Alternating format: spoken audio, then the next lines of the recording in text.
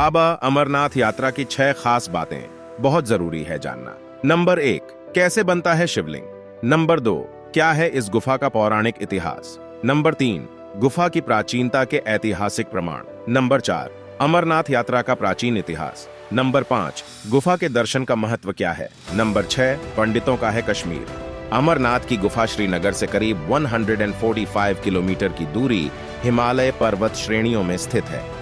समुद्र तल से 3978 मीटर की ऊंचाई पर स्थित यह गुफा 150 फीट ऊंची और करीब 90 फीट लंबी है। अमरनाथ यात्रा पर जाने के लिए 2 रास्ते हैं। एक पहलगाम होकर जाता है और दूसरा सोनमर्ग बालटाल से जाता है। यानी देश भर के किसी भी क्षेत्र से पहले पहलगाम या बालटाल पहुंचना होता है।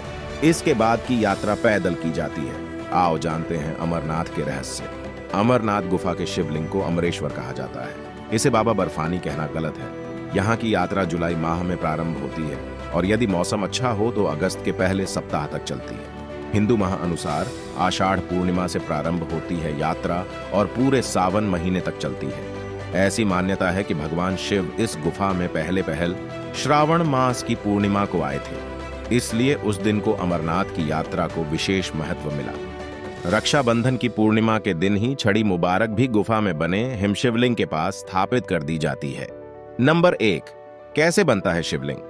गुफा की परिधि लगभग 150 फुट है और इसमें ऊपर से बर्फ के पानी की बूंदें जगह जगह टपकती रहती हैं। यहीं पर सेंटर में एक ऐसी जगह है जिसमें टपकने वाली हिम बूंदों से लगभग 10 फुट लंबा शिवलिंग बनता है। आश्चर्य की बात यही है कि यह शिवलिंग ठोस बर्फ का बना होता है, जबकि अन्य जगह टपकने वाली बूंदों से कच्ची बर्फ बनती है जो हाथ में लेते ही भुरभुरा जाती है।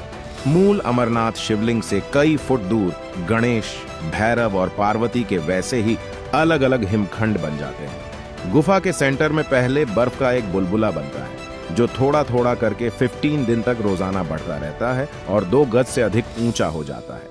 चंद्रमा के घटने के साथ साथ वह भी घटना शुरू कर देता है और जब चांद लुप्त हो जाता है तो शिवलिंग भी विलुप्त हो जाता है। चंद्र की कलाओं के साथ हिमलिंग बढ़ता है और उसी के साथ घटकर लुप्त हो जाता है। चंद्र का संबंध शिव से माना गया है। ऐसे क्या है कि चंद्र का असर इस हिमलिंग पर ही गिरता है। अन्य गुफाएं भी हैं जहां बूंद बूंद पानी गिरता है, लेकिन वे सभी हिमलिंग का रूप क्यों नहीं ले पाते हैं। अमरनाथ गुफा की तरह कई गुफाएं हैं। अमरावती नदी के पथ पर आगे बढ़ते समय और भी कई छोटी बड़ी गुफाएं दिखती हैं। वे सभी बर्फ से ढकी हैं और वहां पर छत से बूंद बूंद पानी टपकता है, लेकिन वहां कोई शिवलिंग नहीं बनता। नंबर 2, क्या है इस गुफा का पौराणिक इतिहास। कश्मीर घाटी में राजा दश और ऋषि कश्यप और उनके पुत्रों का निवास स्थान था। पौराणिक मान्यता है कि एक बार कश्मीर की घाटी जलमग्न हो गई। उसने एक बड़ी झील का रूप ले लिया।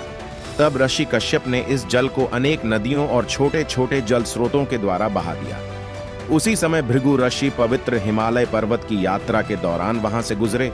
तब जल स्तर कम होने पर हिमालय की पर्वत श्रृंखलाओं में सबसे पहले भृगु ऋषि ने अमरनाथ की पवित्र गुफा और बर्फ के शिवलिंग को देखा। मान्यता है कि तब से ही यह स्थान शिव आराधना और यात्रा का प्रमुख देवस्थान बन गया, क्योंकि यहाँ भगवान शिव ने तपस्या की थी। नंबर 3, गुफा की प्राचीनता के ऐतिहासिक प्रमाण। अमरनाथ गुफा को पुरातत्व विभाग वाले 5000 वर्ष पुराना मानते हैं, अर्थात महाभारत काल में यह गुफा थी। लेकिन उनका यह आकलन गलत हो सकता है, क्योंकि सवाल यह उठता है कि जब 5000 वर्ष पूर्व गुफा थी तो उसके पूर्व क्या गुफा नहीं थी। हिमालय के प्राचीन पहाड़ों को लाखों वर्ष पुराना माना जाता है। उनमें कोई गुफा बनाई गई होगी तो वह हिमयुग के दौरान ही बनाई गई होगी, अर्थात आज से 12 से 13 हजार वर्ष पूर्व। पुराण के अनुसार काशी में दर्शन से 10 गुना, प्रयाग से 100 गुना और नैमिषारण्य से 1000 गुना पुण्य देने वाले श्री बाबा अमरनाथ के दर्शन हैं, और कैलाश को जो जाता है वह मोक्ष पाता है। पुराण कब लिखे गए? कुछ महाभारत काल में और कुछ बौद्ध काल में। तब पुराणों में इस तीर्थ का जिक्र है। नंबर 4, अमरनाथ यात्रा का प्राचीन इतिहास। वैसे तो अमरनाथ की यात्रा महाभारत के काल से ही की जा रही है। बौद्ध काल में भी इस मार्ग पर यात्रा करने के प्रमाण मिलते हैं। इसके बाद ईसा पूर्व लिखी गई कल्हण की राजतरंगिनी तरंग द्वितीय में उल्लेख मिलता है कि कश्मीर के राजा सामदीमत 34 ईपू 17वीं ईस्वी शिव के भक्त थे और वे पहलगाम के वनों में स्थित बर्फ के शिवलिंग की पूजा करने जाते थे। इस उल्लेख से पता चलता है कि यह तीर्थ यात्रा करने का प्रचलन कितना पुराना है। भृंगेश संहिता, नीलमत पुराण, कल्हण की राजतरंगिनी आदि में अमरनाथ तीर्थ का बराबर उल्लेख मिलता है। भृंगेश संहिता में कुछ महत्वपूर्ण स्थानों का उल्लेख है जहां तीर्थयात्रियों को अमरनाथ गुफा की ओर जाते समय धार्मिक अनुष्ठान करने पड़ते थे।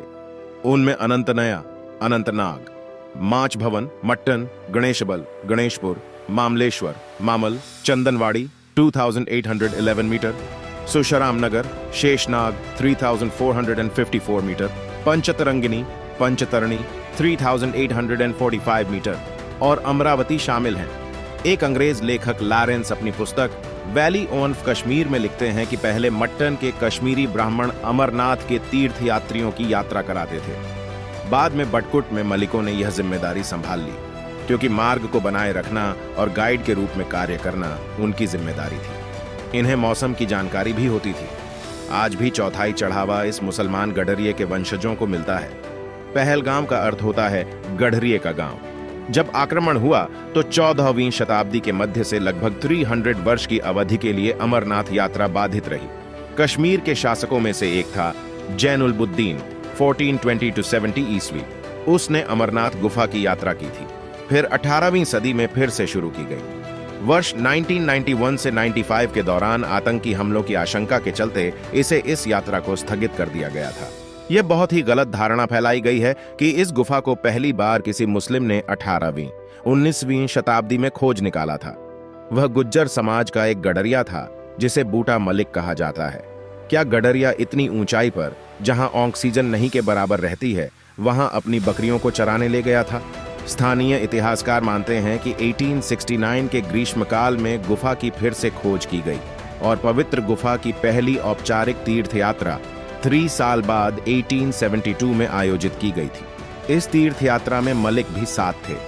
स्वामी विवेकानंद ने 1898 में 8 अगस्त को अमरनाथ गुफा की यात्रा की थी और बाद में उन्होंने उल्लेख किया कि मैंने सोचा कि बर्फ का लिंग स्वयं शिव है। मैंने ऐसी सुंदर, इतनी प्रेरणादायक कोई चीज नहीं देखी और न ही किसी धार्मिक स्थल का इतना आनंद लिया है। नंबर 5, गुफा के दर्शन का महत्व क्या है? इस गुफा का महत्व इसलिए नहीं है कि यहां हिम शिवलिंग का निर्माण होता है। इस गुफा का महत्व इसलिए भी है कि इसी गुफा में भगवान शिव ने अपनी पत्नी देवी पार्वती को अमृतत्व का मंत्र सुनाया था और उन्होंने कई वर्ष रहकर यहां तपस्या की थी। तो यह शिव का एक प्रमुख और पवित्र स्थान है। शिव के 5 प्रमुख स्थान हैं। 1 कैलाश पर्वत, 2 अमरनाथ, 3 केदारनाथ, 4 काशी और 5 पशुपतिनाथ। दरअसल शास्त्रों के अनुसार इसी गुफा में भगवान शिव ने माता पार्वती को अमृतत्व का रहस्य बताया था। माता पार्वती के साथ ही इस रहस्य को शुक, तोता और 2 कबूतरों ने भी सुन लिया था। यह शुक बाद में शुकदेव ऋषि के रूप में अमर हो गए, जबकि गुफा में आज भी कई श्रद्धालुओं को कबूतरों का एक जोड़ा दिखाई देता है जिन्हें अमर पक्षी माना जाता है। भगवान शिव जब पार्वती को अमर कथा सुनाने ले जा रहे थे तो उन्होंने छोटे छोटे अनंत नागों को अनंत नाग में छोड़ा, माथे के चंदन को चंदनवाड़ी में उतारा, अन्य पिस्सुओं को पिस्सू टॉप पर और गले के शेष नाग को शेषनाग नामक स्थल पर छोड़ा था। ये सभी स्थान अभी भी अमरनाथ यात्रा के दौरान रास्ते में दिखाई देते हैं। नंबर 6 पंडितों का है कश्मीर। यह भी जनश्रुति है कि मुगल काल में जब कश्मीरी पंडितों का कत्लेआम किया जा रहा था तो पंडितों ने अमरनाथ के यहाँ प्रार्थना की थी। उस दौरान वहां से आकाशवाणी हुई थी कि आप सभी लोग सिख गुरु से मदद मांगने के लिए जाएं। संभवतः वे हरगोविंद सिंह जी महाराज थे। उनसे पहले अर्जुन देव जी थे। अर्जुन देव जी से लेकर गुरु गोविंद सिंह जी तक सभी गुरुओं ने मुगलिया आतंक से भारत की रक्षा कर उन्होंने कश्मीर को बचाया था। दरअसल मध्यकाल में कश्मीर घाटी पर विदेशी, ईरानी और तुर्क आक्रमणों के चलते वहां अशांति और भय का वातावरण फैल गया, जिसके चलते वहां से हिंदुओं ने पलायन कर दिया। पहलगाम को विदेशी मुस्लिम आक्रांताओं ने सबसे पहले इसलिए निशाना बनाया क्योंकि इस गांव की ऐतिहासिकता और इसकी प्रसिद्धि इसराइल तक थी। भारतीय मान्यता अनुसार यहीं पर सर्वप्रथम यहूदियों का एक कबीला आकर बस गया था।